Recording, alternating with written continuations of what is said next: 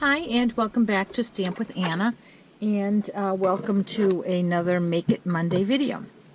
Today we're going to make my thank you cards, my customer thank you cards for the month of June.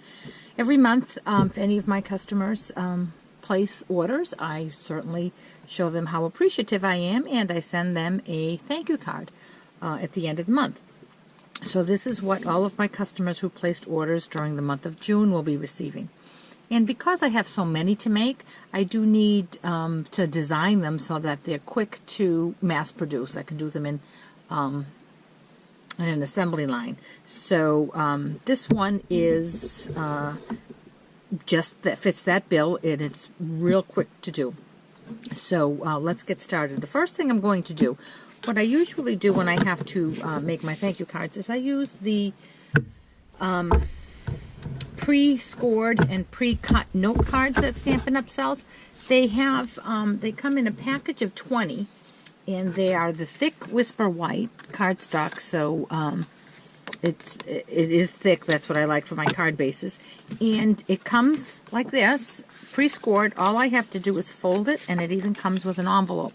So I get a package of 20 of these for $6. So that's very cost effective, and it beats having to cut them and score them all. So that's one little time-saving tip. So we do need a note card, and if you are scoring it and cutting it yourself, it is 5 by 7 scored at 3.5. Then we need a piece of wild wasabi, which is 5 by 3, and then we need a piece of Whisper White, which is 5 by 2 7/8. For stamp sets, we're going to be using this 2-package set, Touches of Texture, which is great. I just love this set. And we're going to use this little background and this flower here. Our sentiment comes from another one of my favorites, which is Teeny Tiny Wishes. It has a lot of sentiments on it, and it's great for when you need something small. See, so this is like nice and small. It fits perfectly right there. So we're going to be using that. And for ink, we're going to be using Wild Wasabi. And we're also going to be using one of the new in colors. It's powder pink. It's a very, very light pink, but I do love the color on it. And I think that's all we're using. So let's get started. Now, because I am going to be stamping off, I'm going to use a piece of scrap paper underneath, and although the stamp I'm using is not photopolymer, I am, for the background, choosing to use this Pierce mat because I just found that I got better coverage.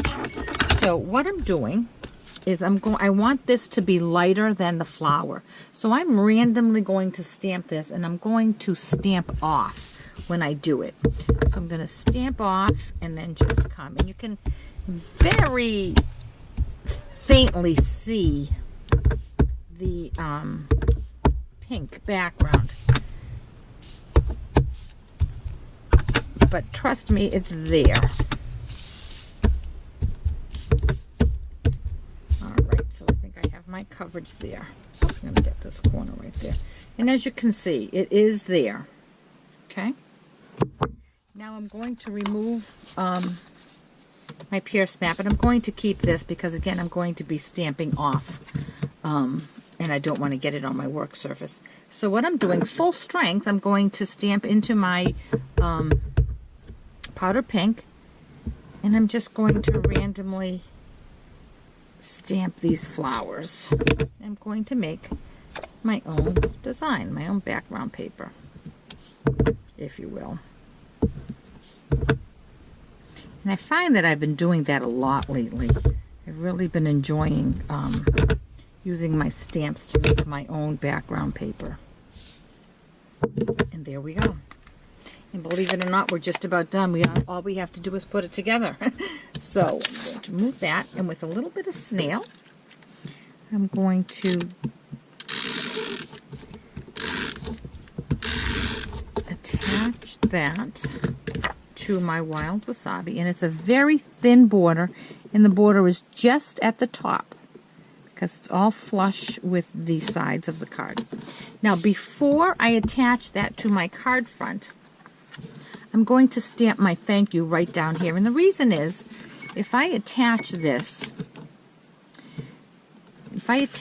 too low, right, then I don't have room for my sentiment. So I'm not going to run that risk. I'm going to stamp my sentiment first and then attach this. Well, I'm going to work this around my sentiment. So I'm going to open the card up so it lays flat. And I'm going to ink up my little thank you. I'm going to come right down here on the corner.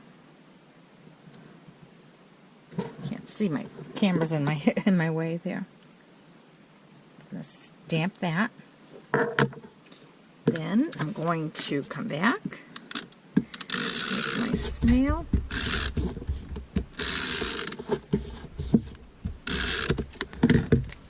And see where that fits. So I have an even border on the top and the bottom of where my sentiment is. And there we go. And how quick and easy was that?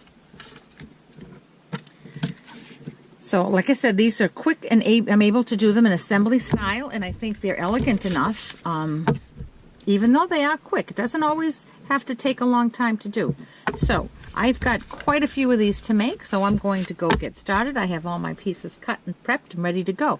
So if you have any questions about this, or if you would like any help with any of your stamping needs, please contact me through my blog, www.stampwithanna.blogspot.com.